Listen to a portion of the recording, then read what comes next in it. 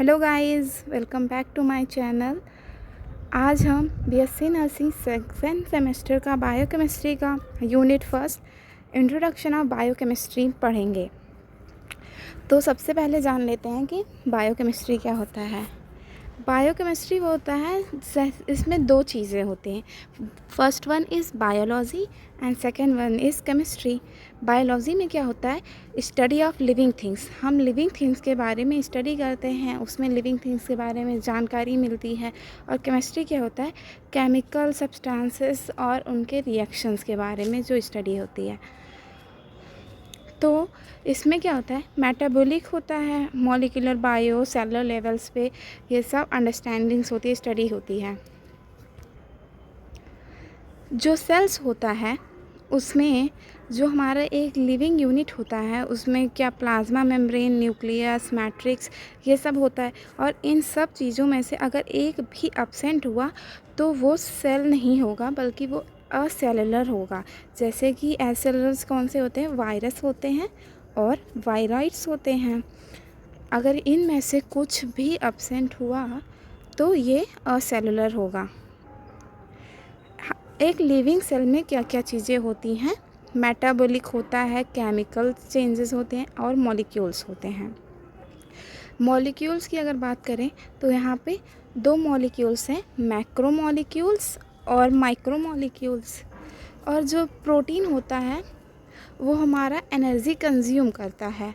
और जो अगर हम बात करें इसमें कार्बोहाइड्रेट्स, तो ये हमें एनर्जी, सोर्स ऑफ एनर्जी है। माइक्रोमॉलिक्यूल्स में कार्बोहाइड्रेट आते हैं, प्रोटीन्स आते हैं, लिपिड्स आते हैं और न्यूक्लिक एसिड्स आते हैं। और माइक्रो में अमीनो एसिड्स आते हैं और सिंपल शुगर्स आते हैं। हाई एनर्जी लेवल्स क्या होते हैं, ग्लूकोज होते हैं जो कि C6H12O6। ये एक इसका फार्मूला है, ग्लूकोज का फार्मूला होता है C6H12O6, जिसमें कि 6 कार्बन्स, हाइड्रोजन 12 होते हैं और ऑक्सीजन 6 होता है।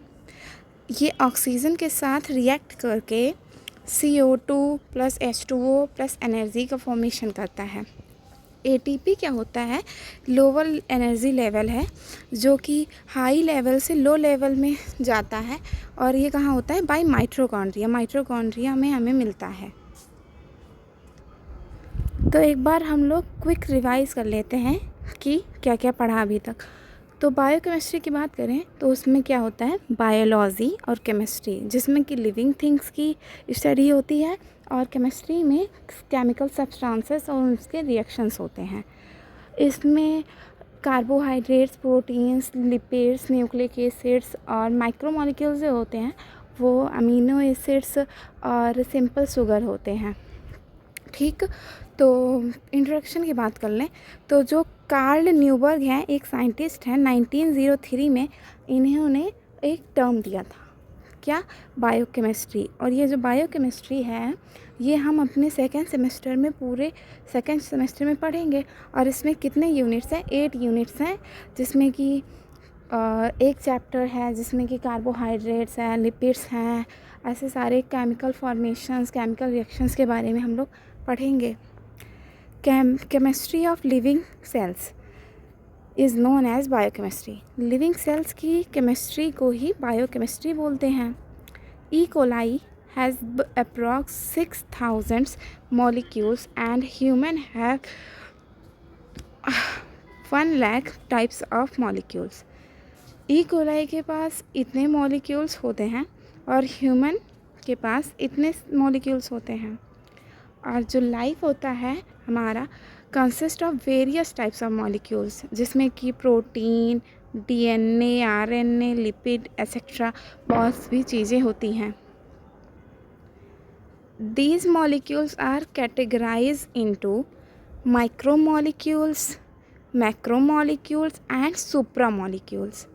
माइक्रोमॉलिक्यूल्स क्या होता है, अमीनो एसिड्स होते हैं, उसमें फैटी एसिड्स होते हैं एक्सेट्रा। और मैक्रोमॉलिक्यूल्स में प्रोटीन्स, कार्ब्स, लिपिड्स। और कार्ब्स जो होता है ये रिच सोर्स ऑफ एनर्जी है। इंस्टेंट एनर्जी प्रोवाइड करता है हमारी बॉडी को।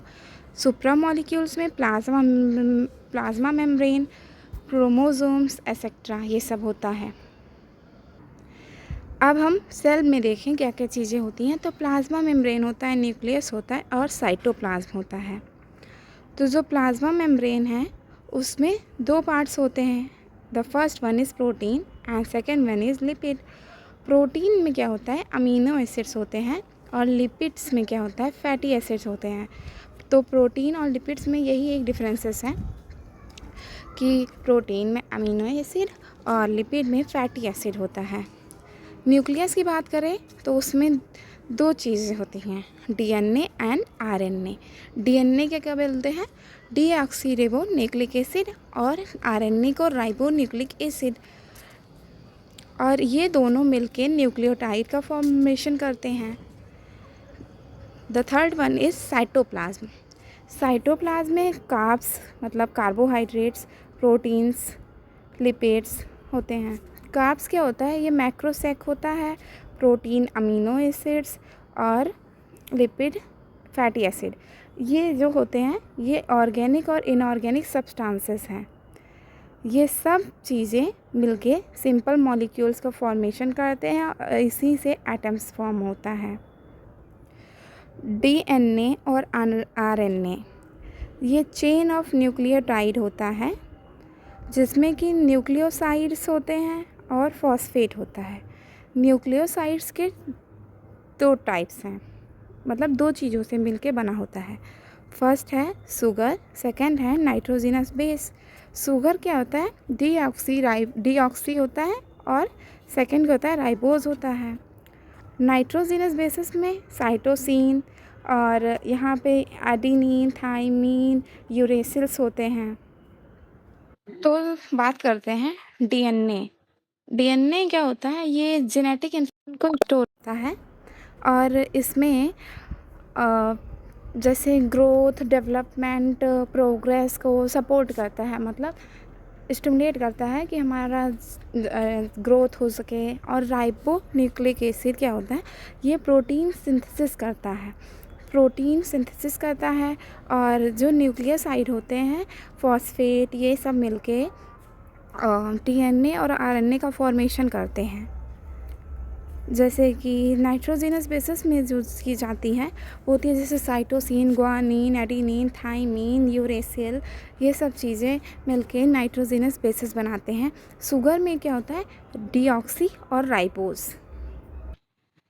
अगर हम बात करें कि डीएनए और आरएनए क्या होता है, तो जो इन दोनों के बीच में डिफरेंसेस हैं, वो डीएनए क्या होता है, ये डीऑक्सी राइबोज शुगर से बना होता है, और आरएनए राइबोज शुगर से बना होता है।